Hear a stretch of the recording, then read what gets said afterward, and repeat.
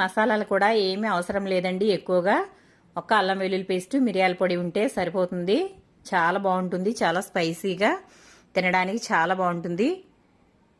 ఈ విధంగా లాలీపాప్లు చేసి పెట్టినట్లయితే పిల్లలు చాలా ఇష్టంగా తింటారండి. పిల్లలేంటి పెద్దలేంటండి అందరూ కూడా ఇష్టంగా తింటారు. చూసారు కదా, లాలీపాప్ మాదిరిగా ఉంది. నేనైతే ఈ విధంగా అంతా కలిపేసుకున్న తర్వాత ఇప్పుడు వీటిని ఒక అరగంట లేదా గంట పాటు వీటిని మనం మ్యారినేట్ చేసి ఫ్రిడ్జ్లో అయితే పెట్టేసుకుందాము. మనకి టైం లేకపోతే అరగంట పెట్టుకున్నా సరిపోతుందండి. గంట అయితే ఇంకా బాగుంటుంది.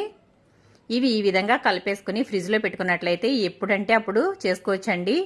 ఇది ఇంకా చక్కగా ఉప్పు కారాలు పట్టి చికెన్ అయితే చాలా బాగుంటుంది. ఇలా అయితే నేను బౌల్లో అయితే పెట్టేసుకుని ఇప్పుడు ఇదంతా కూడా ఫ్రిడ్జ్లో పెట్టేసుకుంటాను. మీరు బయట పెట్టుకున్నా కూడా ఒక గంట ఉంచుకున్నట్లయితే చక్కగా మ్యారినేట్ అయిపోతుంది. నేనైతే ఫ్రిడ్జ్లో అయితే పెట్టేస్తున్నాను.